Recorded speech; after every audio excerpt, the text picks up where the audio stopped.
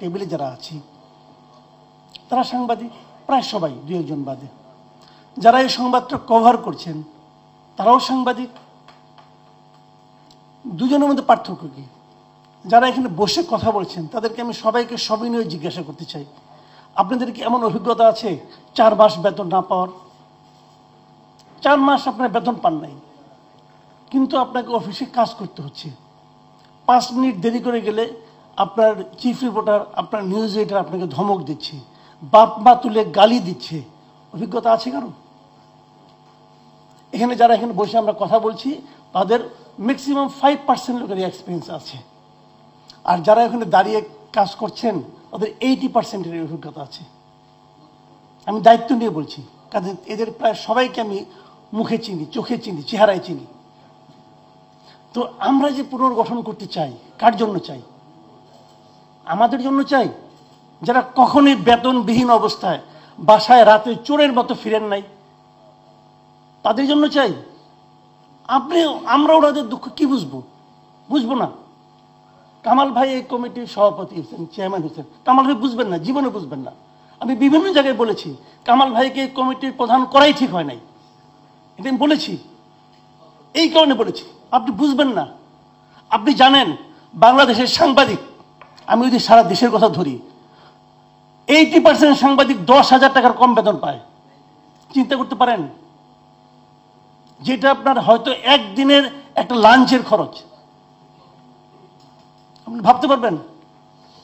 10,000 টাকার কম বেতন পায় বাংলাদেশের 80% সাংবাদিক। আমি যদি সারা দেশেরটা ধরি, এমন অনেক সাংবাদিক আছে একটা জেলা পর্যায়ে কাজ করে, তার সে তো বেতন পাই না। যে তাকে নিয়োগ দেয়, কার্ড দেয়, সে তাকে বলে যে তুমি কত আমাকে দিবা প্রতি মাসে। ভাবতে পারেন? এটা দেশে হয়। পৃথিবীর সবচেয়ে কঠিন কাজ কি জানেন? সবচেয়ে কঠিন কাজ হলো 3 দিনের অভুক্ত ব্যক্তিকে খাদ্য পাহারা দেওয়ার কাজ। আমাদের এখানে সাংবাদিকরা সেই কাজটা করে। তারা নিজেরা খেতে পায় না, তাদের অন্যের খাওয়ার অধিকার নিয়ে কাজ করতে বলা হয়, এবং সেটা হাসি মুখে করতে বলা হয়। অনেক আলোচনা হলো। আজিজ ভাই একটা গুরুত্বপূর্ণ কথা বলছেন। আমি আজিজ ভাই কথাকে, এই আমার নোটগুলি না নিচে পড়ে গেছে, উঠাইলাম, সরি। আজিজ ভাই একটা গুরুত্বপূর্ণ কথা বলছেন, সেটা হলো গণমাধ্যম স্বাধীন হবে না আলাদাভাবে, কখনোই হবে না। আপনার জ্বর হয়েছে, সারা শরীরে আপনার 104 ডিগ্রি টেম্পারেচার, আপনি আশা করছেন আপনার মুখটার মধ্যে কোনো উত্তাপ নাই, মুখের টেম্পারেচার স্বাভাবিক। এটা ইম্পসিবল, এটা হবে না। গণমাধ্যম আলাদা কোনো বিষয় না। গণমাধ্যম এই সমাজেরই একটা অংশ। সমাজের ব্যবসায়ীদের মধ্যে যা চলছে, এই সমাজের আমলাদের মধ্যে যা চলছে, এই সমাজের সরকারের মধ্যে যা চলছে, গণমাধ্যমে তারই প্রতিফলন আপনারা দেখতে পাবেন। গণমাধ্যমকে সেভাবে করাপ্ট করে তোলা হয়েছে। বাংলাদেশের সবচেয়ে ভালো গণমাধ্যম কোনটা কোনটা? আমি যদি এখন তুলনামূলক আলোচনা করি, ডেইলি স্টার, প্রথম আলো, এই দুটিই তো আমি খুব ভালো মনে করি। নিউ এজ ভালো মনে করি, আমি খুব ভালো গণমাধ্যমেরা, ঠিক আছে। এরা কার পারপাস সার্ভ করে? কোন উপায় আছে এদেরকে? একবার আমি দেখলাম KFC-তে ইঁদুর পাওয়া গেছে, সেই নিউজ সব পত্রিকায় আসছে, এই 2টা পত্রিকা আসে নাই, যে 2টা পত্রিকা সবচেয়ে ভালো। আমি খুব দেখতে পাচ্ছি না। আমাকে একজন বললো, তুমি দেখছো? আমাকে না, দেখিনি তো, পত্রিকা খুঁজি, পত্রিকা আর পাই না। কেন পাই না? ওনাদের প্রতিষ্ঠানের। আপনি দেখবেন প্রথম আলোতে অনেক নিউজ হয়, ওষুধ দিয়ে নিউজ খুব কম হয়। কেন কম হয়?